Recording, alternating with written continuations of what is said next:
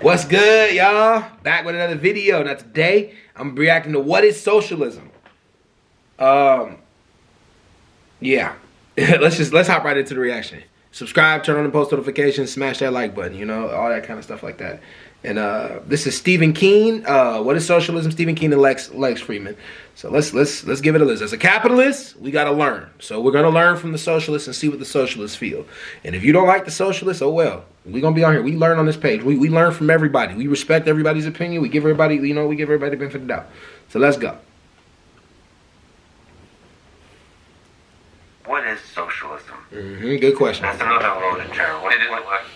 Socialism, particularly in America, is a very loaded term. What Americans call socialist is a large amount of provision of services by the state, which is commonplace in Europe.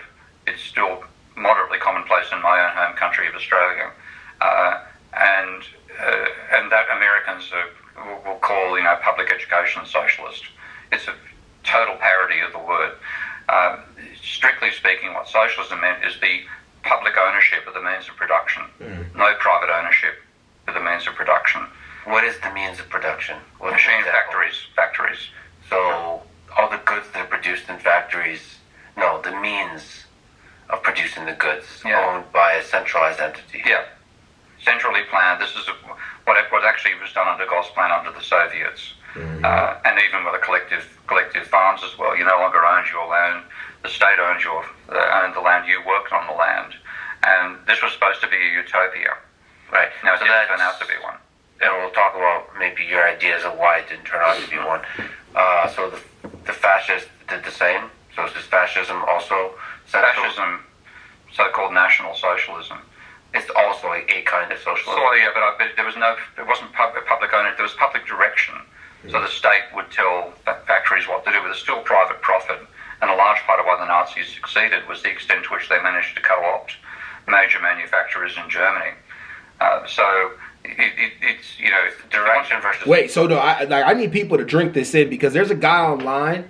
His name is Megatron, and he's out trying to convince people that fascists are this, like Stalin was technically a fascist, right? Well, that's his theory. Stalin was technically a fascist, right? But I think he's trying to convince people that the same people that think for socialism are technically fascist too. They're not. Like, they're not. But maybe I'm having his point wrong, but that's definitely, he just basically showed the difference between fascism and socialism. Socialism and slash communism, I would add that in, because socialism is the workers own the means of production. Communism is where the state owns the means of production, right? In a sense, like, wait a minute, in a fascist regime, technically the state owns the means of production too. Is there private ownership in a fascist regime? Because under Hitler was able to dictate to a lot of the companies what they could do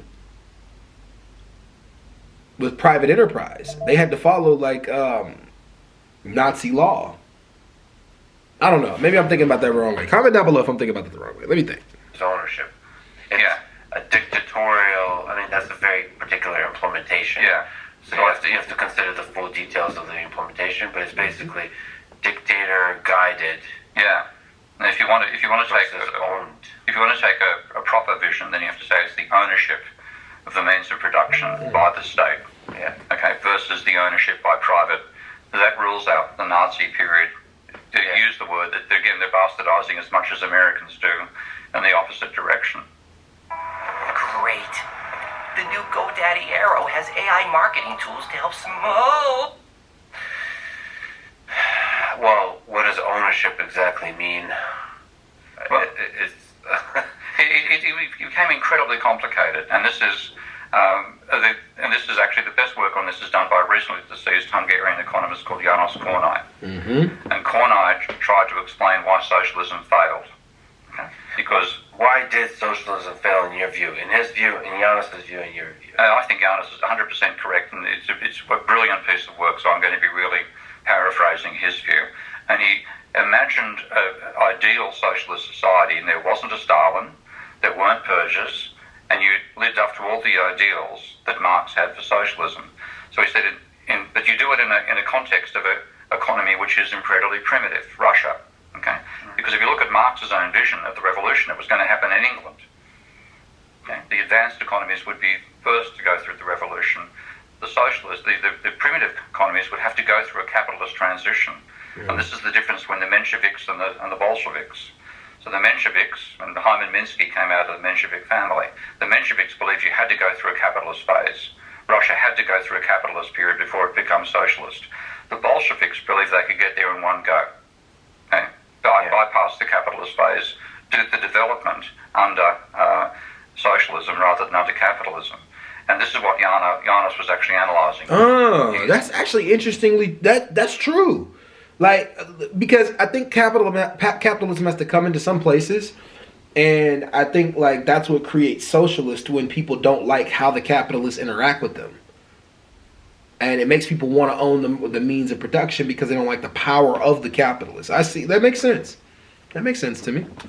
Start from a primitive, feudal economy, very little industrialization, and you want to jump to an advanced industrial society from that foundation.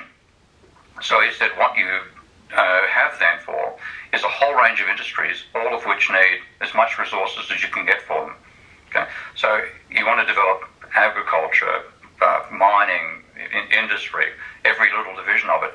They all have legitimate demands on the resources of the country and the state. That means that all your resources are fully employed and are probably overemployed. Okay? So you have a resource constraint in that society. The easiest way to cope with a resource constraint is to produce last year's commodity, not to innovate, not to make change. So what they will give you is, as you start to add, you invest, so you now have a beginnings of a steel industry, beginnings of a car industry, and so on. You start investing, but you continue producing the same product you made last year. And I have a perfect personal example of that, which I'll throw in now if you like, it's getting pretty heavy conversation. My first major girlfriend had a brother who wanted to get a motorbike, but he couldn't afford a Honda or a Kawasaki. At the time, they cost about $3,000 for a 650cc Japanese motorbike. He found he could buy a Cossack for $650, $1 per cc. So I was there when it got. This is in suburban Sylvania waters in Sydney. So this crate arrives with a Cossack motorbike inside it.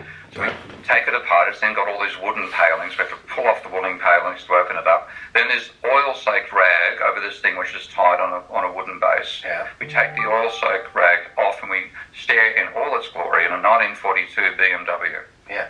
Okay, it was exactly the same as Steve McQueen in Great Escape. So the Russians for 30 years were making the same bloody motorbike. It had a bicycle seat. Yeah. Okay. And that's how they coped. They just made the same damn machine every year. They said, so that's the outcome. You actually want the best possible world. You're trying to build as fast as possible. You're paying workers as high wages as you possibly can, and that leads to a world where you don't innovate. He said capitalism, on the other hand, pure capitalist economy, you're trying to pay workers as little as possible. You have competitive industries. You're trying to take demand away from your rivals. You have Kawasaki versus Honda versus BMW, etc., etc. The way you get demand away from your competitors is by innovating. So what you will get is cycles and booms and slumps, but you will innovate and change over time. So what you find was this huge gap between socialist volume production with no innovation and capitalism with innovation. So that was the fundamental failing that Janos Kornai saw. So why did socialism not innovate? Because if you go back to this famous historical incident with Khrushchev in the United Nations, takes off his shoe and bangs the desk, says, "We will bury you." He literally meant, we're going to bury you in commodities. We're going to produce more output than you are. Wow. And he was wrong.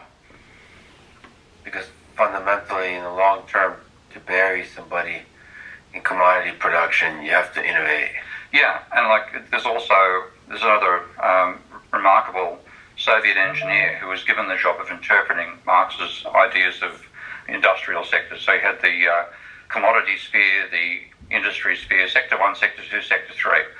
Sector 1 producing consumer goods, Sector 2 producing capital goods, Sector 3 producing luxury goods for capitalists. Okay. And so he had a three-sector model of the economy, and he was talking about the dynamics between them. And what Feldman did was reinterpret this as an engineer would reinterpret it, which was brilliant work. So what he said was, you need to produce the means of production. If you want to grow quickly, you focus on producing the means of production rather than commodities. So you don't make cars, you make car factories. You make a few cars, but most of the effort goes into expanding how many factories you have. And what he did was do a mathematical model where you start off with very low levels of consumer good output, but then you would just go exponential. Okay. Now, I took a look at that back when I was doing my master's degree. Wow. The training in mathematics, I took Feldman's equations and then looked at what was actually driving it was he was imagining correctly a huge pool of unemployed labour. If you go back to the earliest stages of Soviet industrialisation back in 1917, post the First World War, you had all these unemployed workers, you had all these peasants you could take off the land and put into factories. So you had a huge supply of workers. What you had to do was build the factories. So you're building the factories, but at a certain point you exhaust the supply of lowly employed or unemployed labour. And so rather than having this exponential takeoff, you hit a ceiling. And then you can only grow as fast as the population because you're not innovating. Okay? So that's what actually hit the Soviet system. And it's why they never buried the West in consumer goods. And instead why Eastern consumers looked in envy at the goods being purchased by their Western people and said, if that's exploitation, we want exploitation. So, okay, there's a lot of... Okay, that's a lot. That's a lot to take in, but definitely... Okay. Pretty interesting, though. Mars and capitalism. That's pretty interesting. I gotta look into this guy a little more. I've heard his name before. But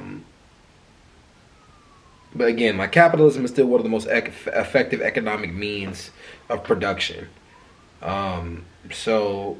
I'm going to end it right there because he explained what he thought socialism is.